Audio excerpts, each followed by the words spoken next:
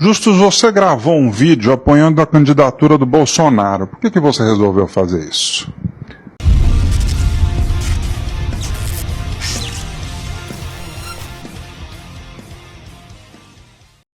Olha, acho que eu não gosto de generalizar, mas 90% dos empresários do Brasil ou das pessoas de bom senso cansaram, né, do que estava acontecendo com o país.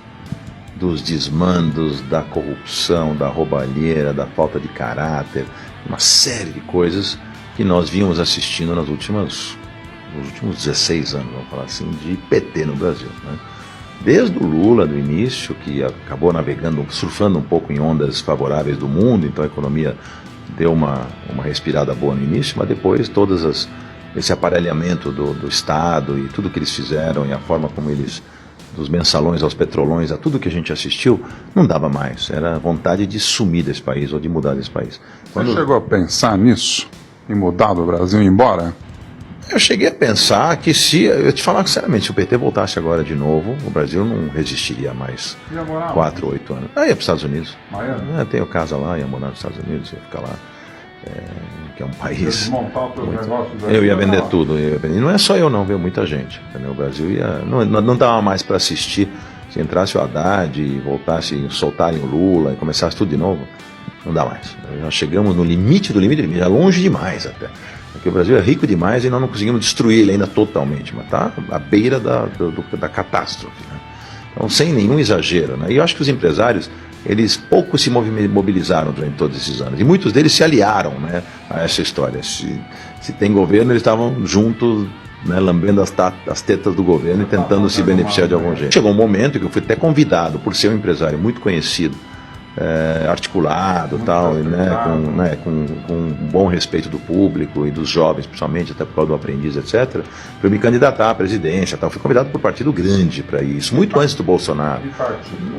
Não vou ser agora antiético para dizer, mas na época, até para Brasília, eu fui, o marqueteiro do presidente, o Alcinho Moco, me convidou para uma conversa lá, foi até com o presidente, eu fui falar. Não, foi com o MDB. Essa era uma das opções, essa seria uma das opções, não chegou a nem avançar. Mas foi uma das conversas que eu tive, entre outras que eu tive. Partido Novo? E não importa agora quais partidos, vamos deixar de partido de lado, mas o que importa é que eu sentia que eu não tinha o perfil. E cá entre nós, nem eu nem Luciano Huck teríamos o perfil de tomar facada do jeito que eu... Não por causa da facada, eu quero dizer isso só para como ilustração, né, metáfora, para uma analogia, para mostrar o que esse cara está capaz de fazer, a coragem que ele tem, entendeu? E talvez a gente não fosse tão a fundo. O Brasil precisava, e ainda precisa, porque ainda não aconteceu, de uma chacoalhada fortíssima, né? É uma coisa assim, de um choque assim, que fizesse a diferença. E o que ele está fazendo é isso. Não a extrema-direita, ninguém está falando disso, nem o fascismo, nada, porque ele não é nada disso, né? Quando eu comecei a perceber quem realmente o Bolsonaro é, o boa gente que ele é, as boas intenções que ele tem, pesquisando a fundo ele, tira as frases polêmicas, as bobagens ditas no passado, às vezes num estresse que talvez qualquer um de nós na situação faria parecido, né? Como foi no caso com a deputada, chamando ele de estuprador, defendendo o champinho, assassino, tal. O cara falou: olha, a senhora nem merece ser estuprada. É terrível, é uma fase muito infeliz. Tenho certeza que ele pode ter se arrependido, porque um erro nunca justifica o outro.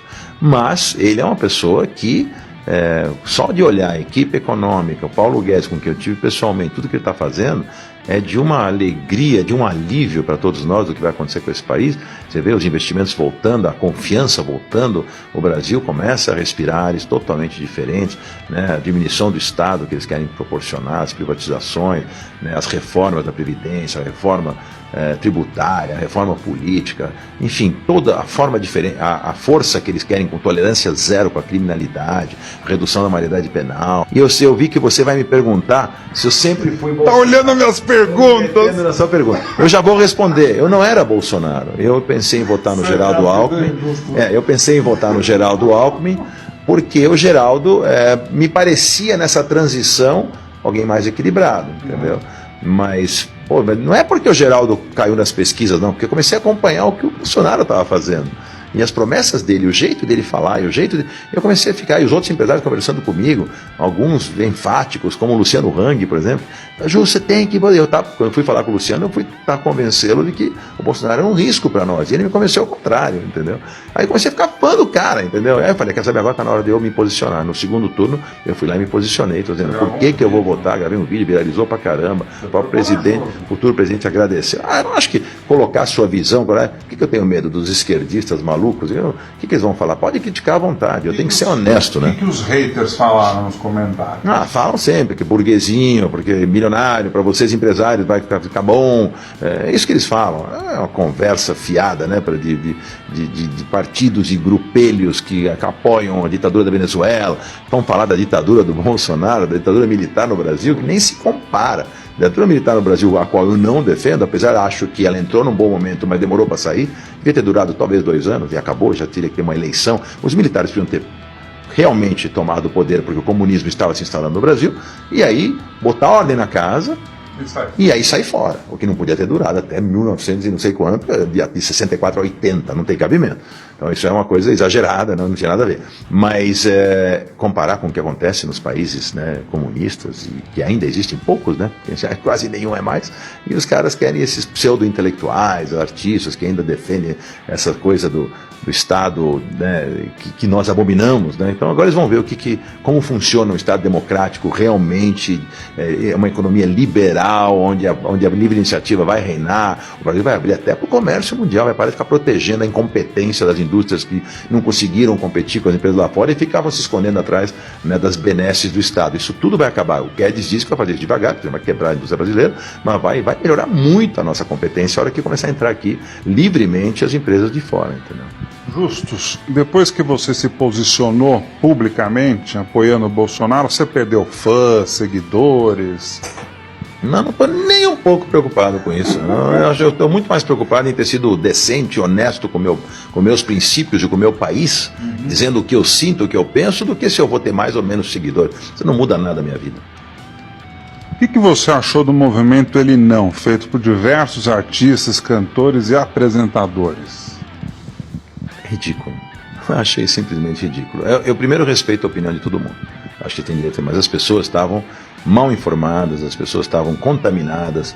Não é possível que esses artistas, esses Chico Buarques da vida, não perceberam o que aconteceu com o Brasil, que não tenham visto tudo o que o PT e o que esses partidos de esquerda fizeram por esse país, as invasões de terra, as invasões, sabe, isso é tão antidemocrático, é tão absurdo, né? Os direitos, falam em direitos, falam em homofobia, falam uma série de coisas. É tão absurdo o que estava acontecendo no Brasil, principalmente do lado da economia e da ética e dos costumes, né?